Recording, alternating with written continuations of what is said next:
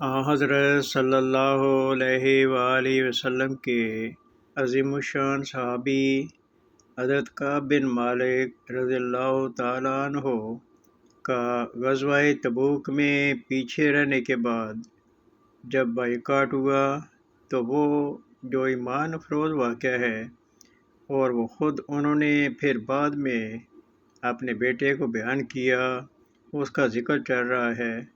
تو آئیے اب اگلے پارٹ کی طرف چلتے ہیں۔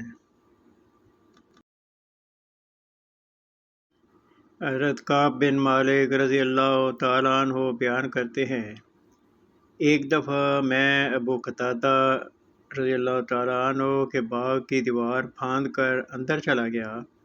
وہ میرے چچا زاد بھائی لگتے تھے اور مجھے بہت پیارے لگتے تھے۔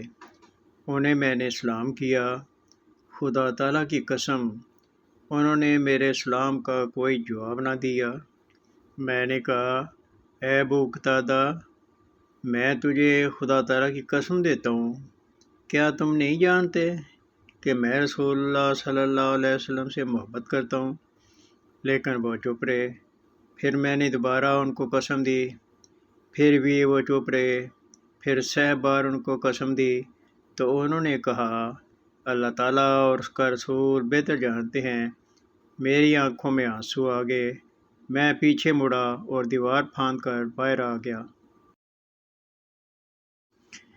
ایک دن مدینہ کے بازار میں جا رہا تھا کہ پتہ چلا کہ علاقہ شام کا ایک قبطی، یعنی اس علاقہ کا کسان جو ان لوگوں میں شامل تھا جو مدینہ میں غلہ بیچنے آئے تھے، میرے متعلق پوچھ رہا ہے۔ تو لوگوں نے میری طرف اشارہ کیا اور وہ میرے پاس آیا۔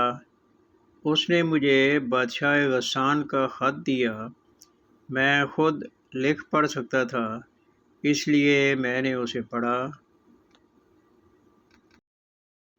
بادشاہ غسان کا خط، اس میں لکھا تھا، بعد اسلام عرض مدعا یہ ہے کہ ہمیں یہ معلوم کر کے افسوس ہوا ہے کہ آپ کے ساتھی یعنی حضرت صلی اللہ علیہ وسلم نے تجھ سے زیادتی کی ہے۔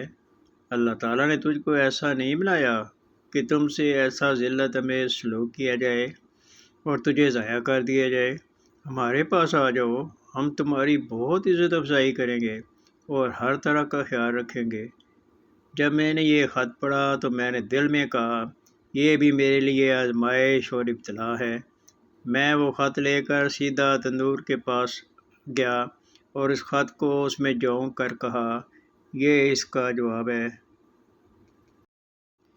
ایسے ہی پریشان کن حالات میں 40 دن گزر گئے اور میرے بارے میں خدا تعالیٰ کی طرف سے وحی نازل ہونے میں دیر ہوتی گئی۔ ایک دن میرے پاس رسول اللہ صلی اللہ علیہ وسلم کا ایک قاصد آیا کہ حضور سلم فرماتے ہیں، تم اپنی بیوی سے الگ ہو جاؤ، اس کے پاس رہنے کی اجازت نہیں ہے۔ میں نے پوچھا، حضور کا کیا منشا ہے؟ کیا میں اسے طلاق دے دوں یا کیا کروں؟ قاصد نے جواب دیا، حضور کا صرف یہ حکم ہے کہ تم اس سے الگ رہو، مقاربت سے بچو۔ ایسے ہی حضور نے تیرے دوسرے دوست ساتھیوں کو بھی حکم بھجوایا تھا۔ میں نے اپنی بیوی سے کہا، تم اپنے ماں باپ کے پاس چلی جاؤ اور وہیں رہو یہاں تک کہ اللہ تعالیٰ میرے بارے میں کوئی فیصلہ نازل فرماوے۔